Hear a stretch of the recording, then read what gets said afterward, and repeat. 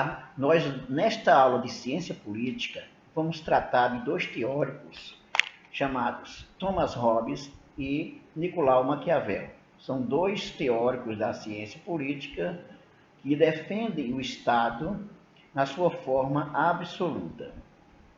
Thomas Hobbes foi um inglês, precursor do absolutismo, e ele nasceu na Inglaterra em abril de 1588, faleceu em 4 de dezembro de 1679. Um teórico do século XVI para o século XVII. O Thomas Hobbes viveu numa época que ele percebia a necessidade de uma instituição forte, capaz de superar o egoísmo humano, de garantir a segurança aos cidadãos. Só que ele defendia um Estado na sua forma absoluta, acreditava piamente que esse Estado era uma necessidade e que também era fruto da convivência dos seres humanos, era fruto de um contrato social, um termo que é utilizado para demonstrar que os indivíduos percebem que no seu estado de natureza predomina a lei do mais forte. À medida que predomina a lei do mais forte, vamos ter as injustiças. Daí a necessidade de uma instituição, uma figura bíblica tipo Leviatã, para controlar os indivíduos e para garantir a segurança dos indivíduos. Ele era um filósofo matemático que influenciou fortemente o pensamento político da sua época. Nessa época aí nós tínhamos filósofos, como o caso do Thomas Hobbes, que não apenas se preocupavam em explicar a sociedade, explicar a política, mas que também era voltado para o empirismo. Era também um matemático, um estudioso matemático. Então, o Hobbes vai ser esse teórico do absolutismo que vai contribuir significativamente para a análise da sociedade, a necessidade de um Estado. Quais foram as principais obras do Thomas Hobbes? Uma obra chamada O Leviatã, que é uma figura bíblica, aquela figura máxima, tipo um monstro com vários tentáculos, e que impõe medo aos indivíduos.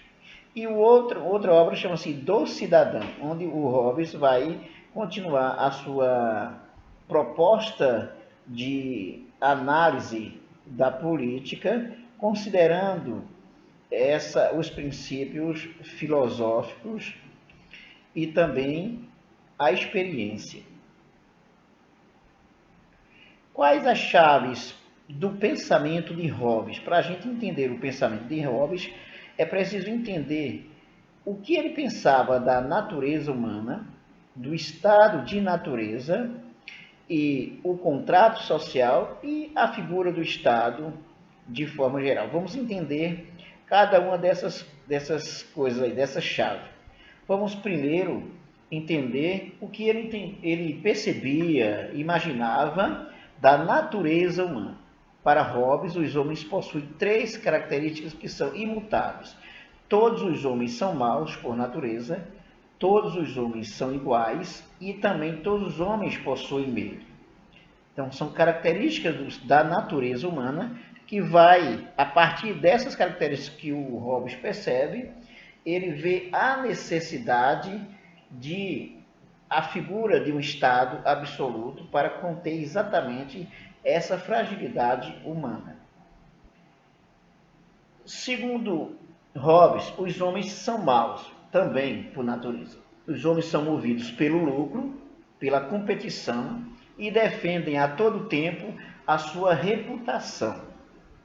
Então, essa percepção de que também os homens são maus por natureza, que leva por essa maldade presente no ser humano, ele está o tempo todo movido pelo lucro também, querem ganhar sempre mais, e ao mesmo tempo defende a sua reputação. Então eles fazem tudo para garantir a sua reputação, mesmo sendo maus.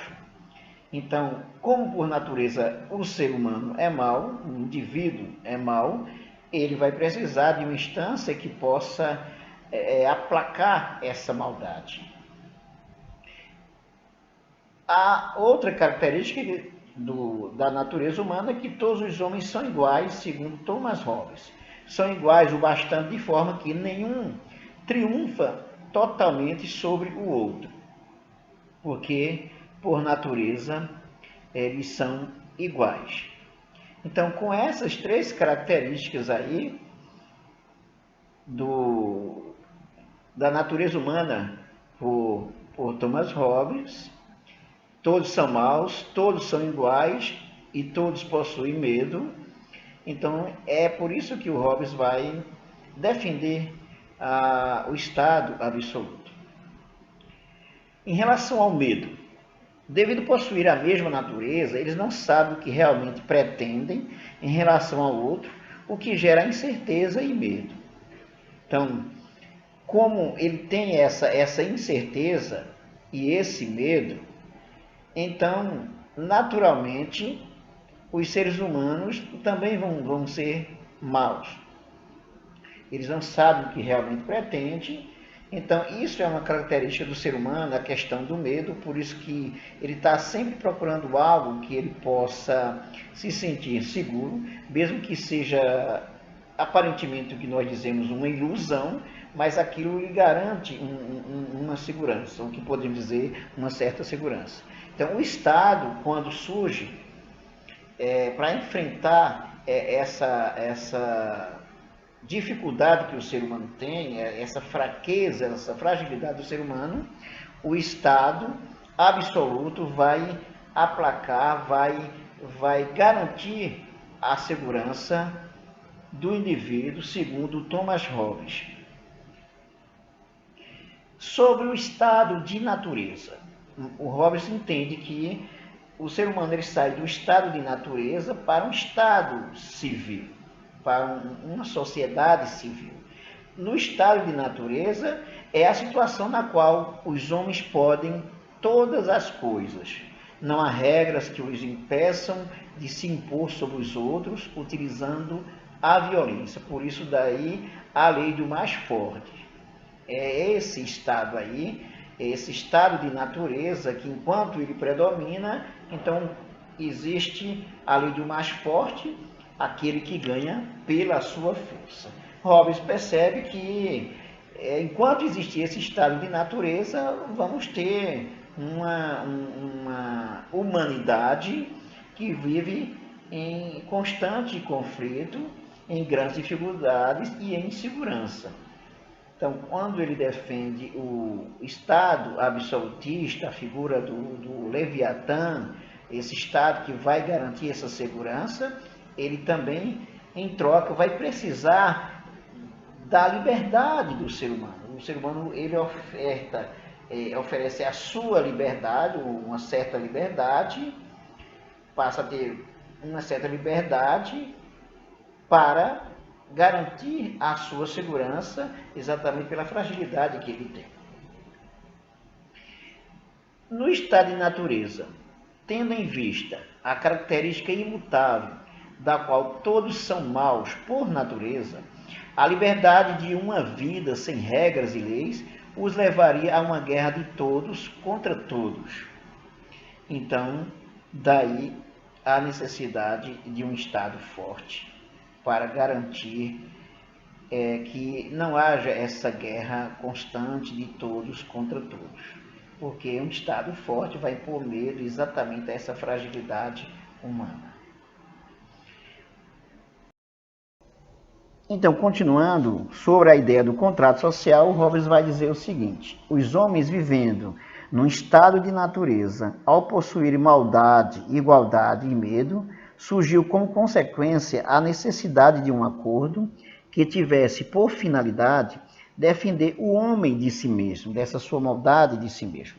Daí essa necessidade do contrato social.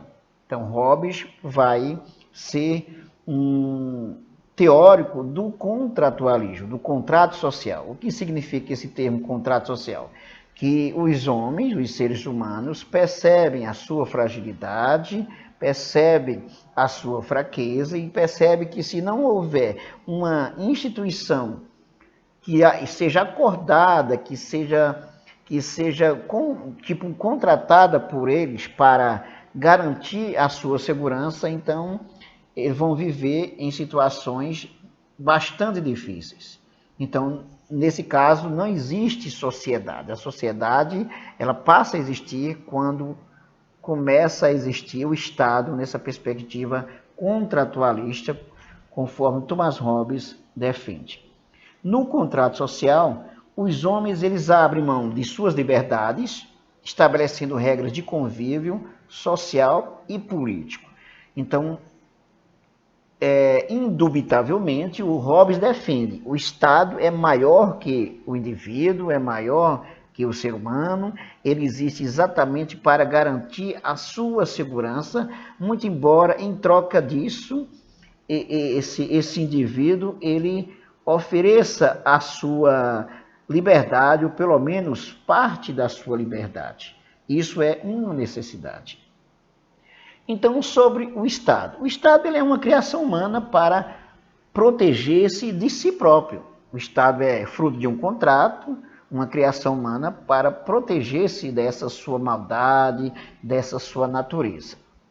Ele tem um papel de mediar os conflitos e interesses comuns entre os homens, garantindo aos homens segurança e o direito à propriedade. Então, se você verificar, por exemplo, numa manifestação, numa greve, quando a polícia, que ela é legalizada, ela representa o Estado, a força do Estado ali agindo, ela está ali agindo como um ser supremo para garantir o equilíbrio da sociedade. Pelo menos é o que Hobbes pensa como o Estado ele deve ser visto pelos homens. Para que o Estado faça o papel de mediador do interesse coletivo, é importante que todos os homens abram mão de sua liberdade, dando ao soberano, aquele que representa o Estado, o poder de decidir e de julgar. Então, na história da humanidade, principalmente aí até o período do Thomas Hobbes, nós percebemos como esse Estado ele vai agir acima dos seres humanos para garantir o equilíbrio da sociedade. Bom, então nessa parte do Thomas Hobbes é importante a gente lembrar o seguinte, que esse teórico do contratualismo vai defender uma instituição máxima como o Estado, representando a figura do Leviatã, como uma necessidade para a superação da natureza humana má, da natureza frágil do ser humano, que coloca em risco a sua própria existência. Então, à medida que passa a surgir esse Estado, surge também a sociedade, na perspectiva do Thomas Hobbes. Então, Hobbes vai ser um teórico contratualista que mostra que no estado de natureza, se esse estado de natureza permanece, o ser humano ele corre risco de desaparecer em função da sua própria fragilidade, da sua própria maldade e do seu medo. Tá? Essa é a parte que nós tratamos do Thomas Hobbes. O próximo teórico agora que nós vamos tratar chama-se Nicolau Maquiavel, que foi um pensador italiano do Renascimento, que vai inclusive influenciar bastante na política. É considerado o primeiro teórico, cientista político. Vamos entender, vamos saber quem foi Maquiavel e qual a sua contribuição para a ciência política. O Maquiavel nasceu em Florença em 4 de maio de 1469. Foi um dos principais intelectuais da época e seu pensamento político tem influenciado e tem sido referência em todo o mundo. Só para se ter uma ideia da influência do pensamento político do Maquiavel, ele vai influenciar Napoleão Bonaparte. O Napoleão Bonaparte chega a escrever comentários sobre o livro, cada capítulo do livro O Príncipe, que é a principal obra do Maquiavel. Principais obras do Maquiavel, falando das suas obras. Uma obra chamada A Arte da Guerra, O Príncipe, essa mais conhecida, e Discurso sobre a Primeira Década de Tito Livio. O Maquiavel ele foi um tipo secretário dos príncipes, dos governos da época, teve essa experiência que viajava para os principados, acompanhava os governantes e verificou como nasciam os principados, porque os principados, alguns acabavam logo, alguns eram destruídos logo. Então, a partir da sua experiência, o Maquiavel vai escrever uma obra baseada numa metodologia histórica e comparativa para mostrar como as relações de poder se dão na sociedade e a necessidade de um Estado absoluto, cuja figura central vai ser o príncipe que governa esse Estado. Então, o Maquiavel defende um Estado absoluto, mas não um Estado absoluto conforme o Thomas Hobbes defendia numa perspectiva, numa visão de contrato social. O Maquiavel não usa esse termo contrato social. Ele não vê o Estado como fruto de um contrato social. Ele analisa a partir da experiência que ele teve, como se davam as relações de poder, como se surgiam os principados, como os principados eram derrotados, por que eles permaneciam, e considerando a característica do príncipe, a sua habilidade, a sua virtude e a sua fortuna. Então, a obra central do Maquiavel, O Príncipe, vai tratar exatamente disso. O período histórico do Maquiavel é o período do Renascimento. O Maquiavel vai ser um teórico renascentista da política. É a época em que o pensamento greco-romano tomava conta da arte e na forma em que os pensadores viam as questões políticas e filosóficas, buscavam aproximação com a realidade, principalmente por meio da razão. Então, Maquiavel, por exemplo, ele não vai ver o Estado, a figura do príncipe, como um representante de Deus, escolhido por Deus, como era analisado o Estado naquela época. Ele, já com a influência renascentista, vai primar pela razão e pela experiência, e vai ver, inclusive, que o Estado existia, inclusive, a partir das relações de poder estabelecidas na sociedade. Mas esse Estado, ele é necessário ser absoluto para garantir o equilíbrio social. E para ele ser absoluto, é preciso o príncipe ter a capacidade de analisar, de verificar como acontecem as relações de poder, analisar a sua realidade, analisar como as coisas se dão, para decidir, para agir com precisão. A obra O Príncipe foi responsável por uma nova perspectiva da realidade, exatamente porque vai ser uma perspectiva fora da visão religiosa. Vai ser uma perspectiva que a gente chama de laica, porque vai primar pela experiência e pelo uso da razão. Existem 4 termos para entendermos Maquiavel. Pelo menos considerando a sua obra, O Príncipe, vamos entender que existem 4 termos para entender o pensamento Maquiavel. É o que ele chama de verdade efetiva, a questão da natureza humana, a república e o principado, e a ideia de fortuna e virtude. Vamos ver o que significa cada um desses termos que constitui a chave do pensamento de Maquiavel. O que é uma verdade efetiva?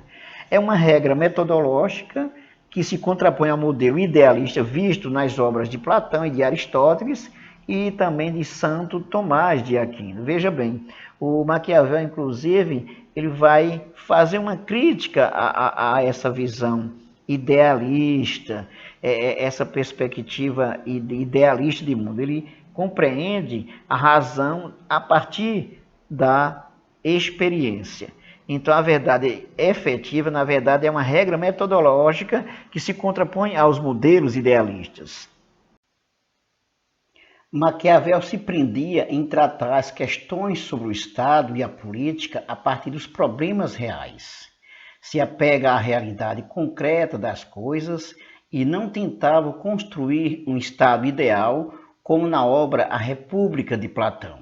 O Platão vai influenciar, a partir dessa obra, A República, considerando que a República, o Estado, deveria ser conduzido pelos filósofos, pelos intelectuais.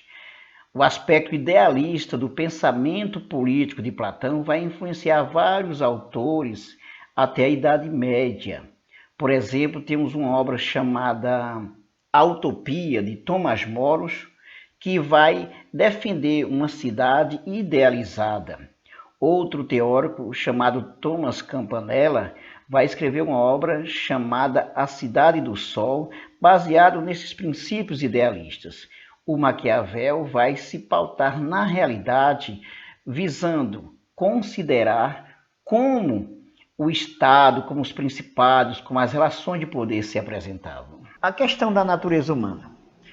Maquiavel afirmava que bastava estudar a história para perceber traços imutáveis da natureza humana, que é maléfica na essência e impossível.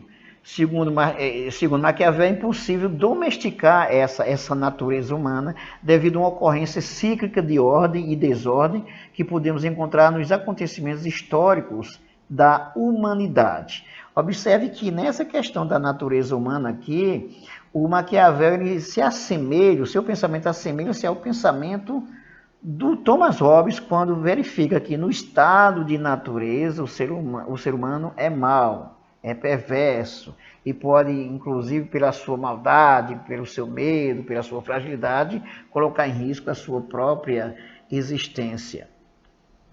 Maquiavel define no capítulo 17 do Príncipe 5 características comuns e imutáveis nos homens. Por exemplo, os seres humanos são ingratos, são volúveis, simuladores, são covardes diante do perigo e são ávidos de lucro. Observe também que essas 5 características aí, elas se aproximam bastante daquele pensamento de Thomas Hobbes quando fala da natureza humana, da questão da maldade, do medo.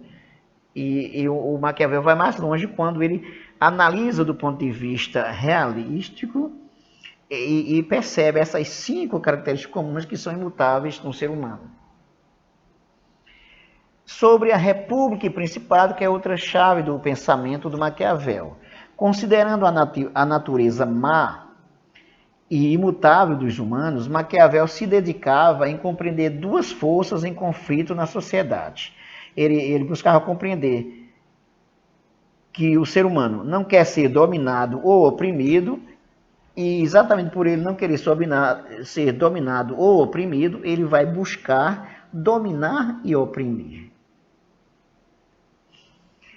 Essas forças precisam de uma mediação que forneça o equilíbrio entre elas para evitar que se instale uma anarquia decorrente da própria natureza humana.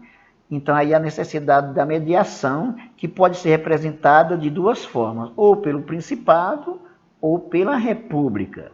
Então, o Maquiavel aqui, ele vai, a partir da sua visão realística, a partir da sua percepção da experiência, da realidade, de como se davam as relações de poder, na sua obra O Príncipe, ele vai mostrar como o ser humano é e como o ser humano age, por isso que ele vai construir um arcabouço teórico para defender a figura do príncipe como capaz de dirigir um Estado para favorecer o equilíbrio da sociedade. Quanto à escolha de governo, Maquiavel considerava que não se trata da escolha, mas de necessidade. A necessidade de um governo, por exemplo, um governo forte. O Principado, segundo Maquiavel, é um tipo de governo forte que se faz necessária diante da ameaça de deterioração com finalidade transitória de colocar os termos do Estado e o equilíbrio das forças sociais, o que se torna preparação para a implantação da República.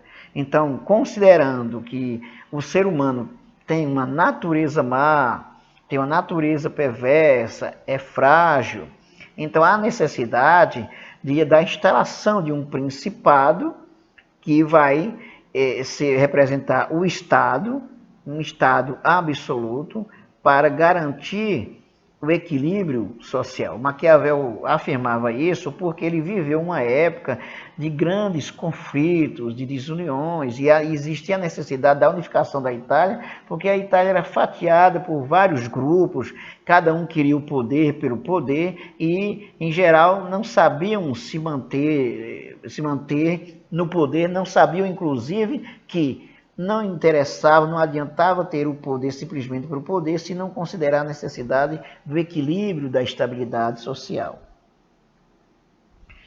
Agora, a outra chave que o Maquiavel fala é da fortuna e da virtude, que são dois pontos fundamentais para o príncipe atuar.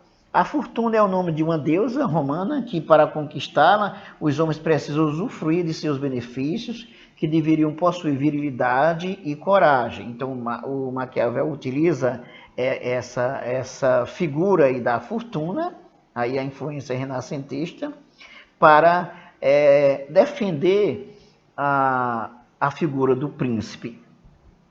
A virtude não é somente a força bruta, mas é um conjunto de força e de sabedoria. Então, não se trata simplesmente de uma sorte para conquistar as coisas. O Maquiavel vai pensar nessa força, um conjunto de força, que tem a ver com a sabedoria para saber lidar com a realidade que está presente. Então, cabe ao príncipe exatamente reunir a força e a sabedoria para agir e garantir principalmente a estabilidade do Estado. Para Maquiavel, o ser humano pode chegar ao poder pela força, mas para se manter no poder é preciso a virtude, que tem a ver com a sabedoria.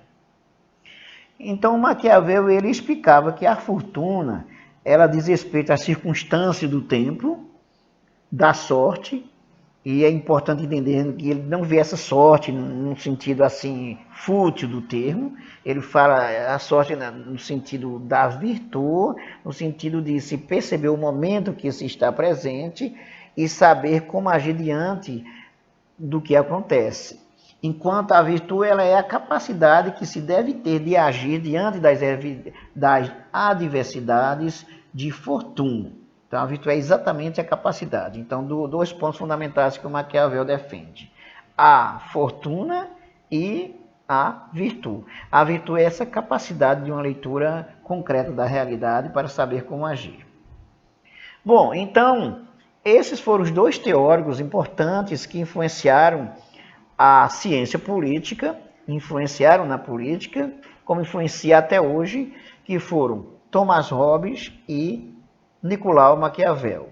O Thomas Hobbes vai ser um teórico contratualista que vê o Estado como fruto de um contrato entre os seres humanos e defende um Estado absolutista para garantir o equilíbrio e a segurança dos indivíduos.